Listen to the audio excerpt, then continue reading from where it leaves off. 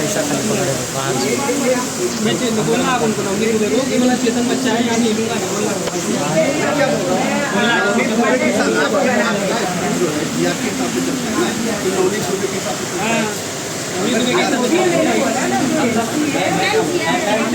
मांग रहे थे, बाद में कुछ अमाउंट कम किया, उसके बाद में लास्ट 3000 में आके अटके।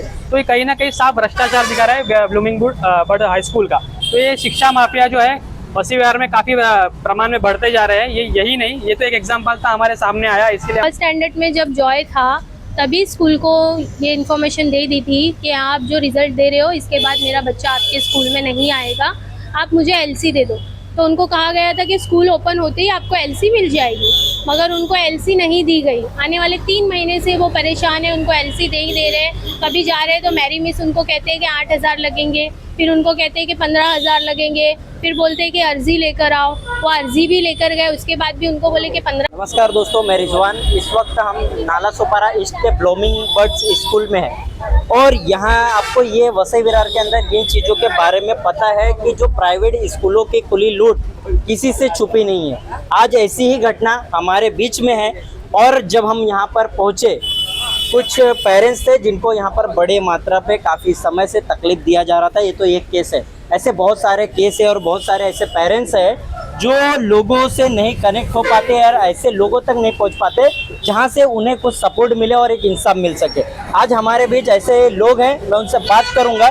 इस समय मेरे साथ में चेतन है और एक मैडम है, मैं उनसे भी बात करने की कोशिश करूँगा कि एक्चुअल में यहाँ पर जो घटना हुई प्राइवेट स्कूल की जो फीस मनमानी है उसके बारे में। चेतन, मैं आपसे ये जानना चाहता हूँ, यहाँ पे जो घटना भी हो रही थी और जो हुई, तो इसके बारे में आपको पता कैसे चला और जो अंदर हो रहा था इसके डिटेल्स में बताना है कि क्या रीज़न था।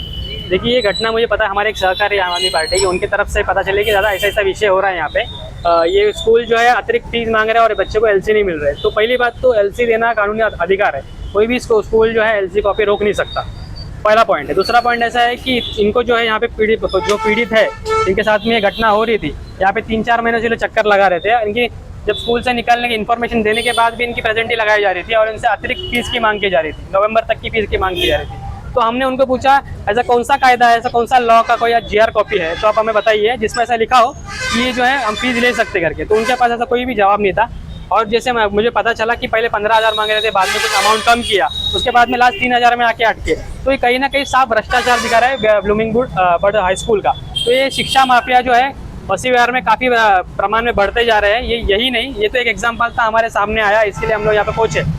और जब उनको बात किया कि आप लिखित में दे दीजिए, कल उनको एलसी दोगे, तो उनका था कि हम नहीं लिखित में देंगे। जब हमने धरना देना शुरू किया यहाँ पे, तो उन्होंने अभी लिखित में दिया है हमको कि यहाँ पे जो है कल उनको एलसी दे दी जाएगी। तो अगर हम दबाव तंत्र इस्तेमाल कर अगर न्याय मिलता रहेगा तो बसी विहार में एक बहुत खेत का मुद्दा है यहाँ पे। अब यहाँ पे मेरे साथ में मैडम है, वो भी हमारे साथ में, वो खुद एक पेरेंट्स के जो है पेरेंट है, वो उनके साथ में क्या हो रहा था आप उनसे पूछेंगे तो आप पूरा डिटेल में बताएं। मैं आपसे भी बात करना चाहूँगा, यहाँ पर जो घटना हो रही थी फीस को लेकर के, एक्चुअल में पूरे डिटेल्स में आप बताइए कि क्या हुआ और कब से आप लोगों को यहाँ पर परेशान किया जा रहा है स्कूल की तरफ से। सबसे पहले तो नमस्कार, मैं विद्या विजय जादव, तटस्थ महिला मंडल अध्यक्ष, बहुजन विकास आघाड़ी उपाध्यक्ष।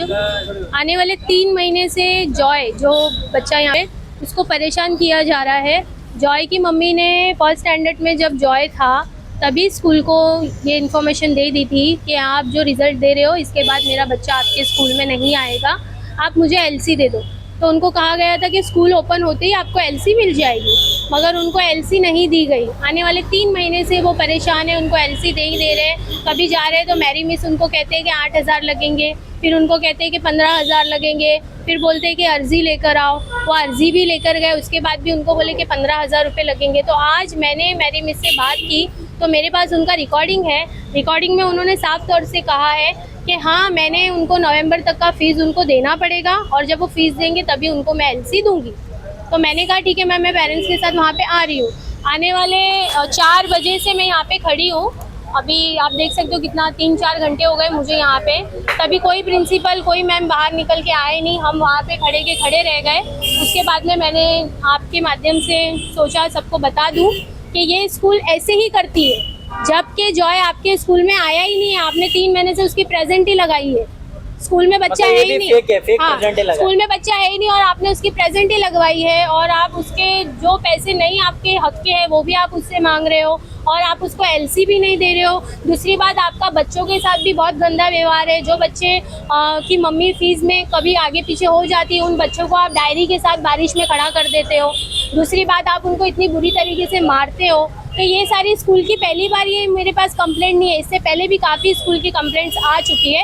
अब जाके मेरी मिस ने आज पत्रकार के सामने ही झूठ कहा कि हमारे यहाँ अगस्त तक की फ़ीस ली जाती है, फिर उन्होंने कहा नवंबर तक की फ़ीस ली जाती है, फिर उन्होंने कहा 1 महीने के बाद एलसी दूंगी, फिर कहते हैं 12 दिन के बाद दूंगी, फिर कहते हैं कि कल दूंगी। अब कल 4 बजे का उन्होंने लिख के दिया है हमको, अगर कल 4 बजे तक हमें एलसी नहीं मिली तो आज जिस तरीके से हम यहाँ रुके रहे कल भी हम इसी तरह यहाँ रुके रहेंगे।